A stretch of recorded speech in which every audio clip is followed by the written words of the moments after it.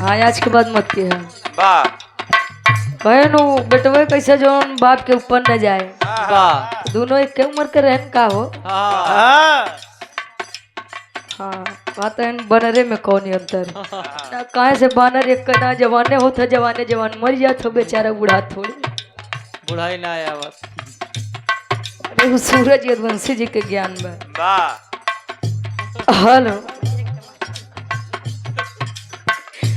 बड़ी सुंदर गीत का संकेत करते हैं नियमन डब्लू गुरु जी कोनो दुल्ही बतावे कैसे वाह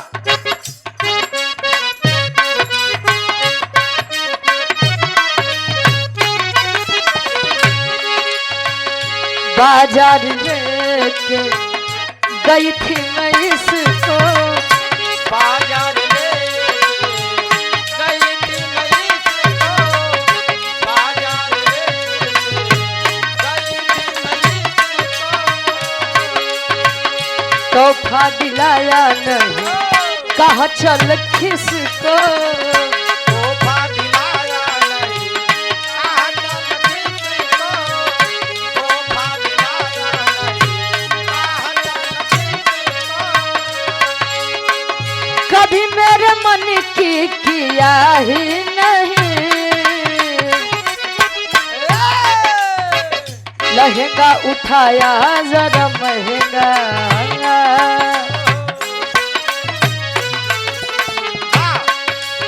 बेचारे केवल फ्री के खिचड़ी खियाई सकते हैं आदमी की इतना बेइज्जत होए के बाद तो सुधरी जा लेकिन तू नहीं सुधर बे जिंदगी भर वो फ्री खिचड़ी खाए हाथ का दूसरे के बेइज्जत खिया देबा लहंगा उठाया जरा महंगा बेदर्दी ले लिया ही नहीं लहंगा उठाया जरा महंगा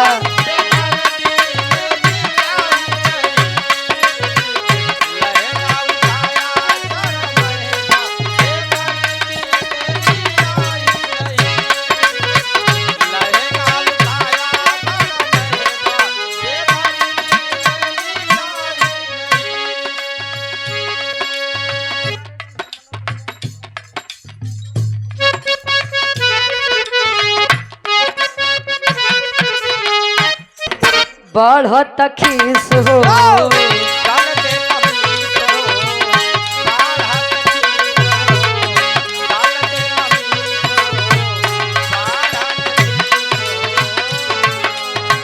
गाल दे लमीस हो बढ़त खीस हो खाली आधा घंटा से लेत बड़ा किस हो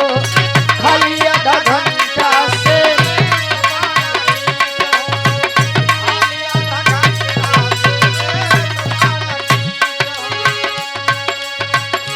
राजा अब मत छुआ ना ता छुआ ता पसीना पसीना पसीना तोले लिखवा कहे आवाए फूल लगे ना आवाए फूल लगे ना डोलाई दे बबे ना आवाए फूल लगे ना डोलाई दे बबे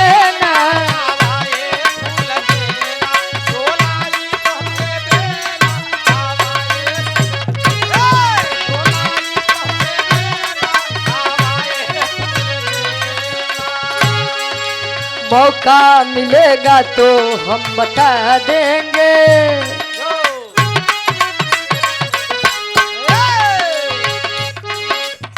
मौका मिलेगा तो हम बता देंगे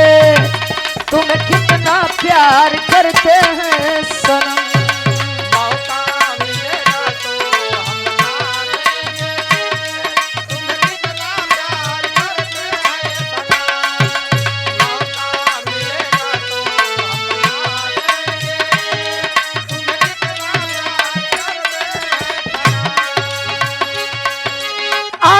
बाहों के दिल की पनाह हो मैं कह दे तुझे जो कहना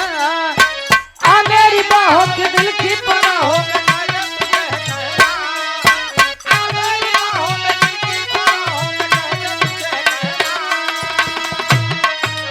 आ मेरी बाहों के दिल की पनाह हो मैं कह दे तुझे जो कहना दिल अपना चीर कर हम दिखा देंगे, दिल अपना चीर कर हम दिखा देंगे, तुम कितना प्यार करते हैं सनम। दिल अपना चीर कर हम दिखा देंगे, तुम कितना प्यार करते हैं दिल अपना चीर कर हम दिखा देंगे, तुम्हें कितना प्यार करते हैं।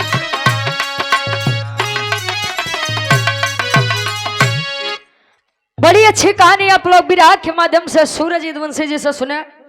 एक बात आप लोग सुने कि मेहरुअन के सब कुछ भगवान छोटे छोड़ देते हैं, वाह खाली जुबान बड़ी लंबी दे देते हैं। देख ला तुम मेहरारू एक मर गया, आहा हमसे ज्यादा तो तुहिन बोल के बहाई देते हैं। वाह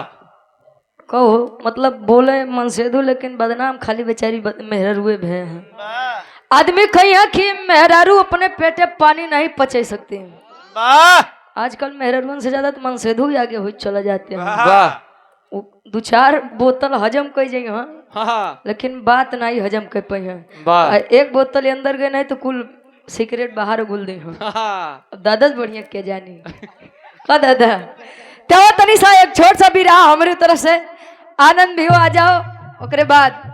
बाहर घमंड भी आ रहे 5 पांड के वाह। नहीं हाथ से रस मत गवावा तू अब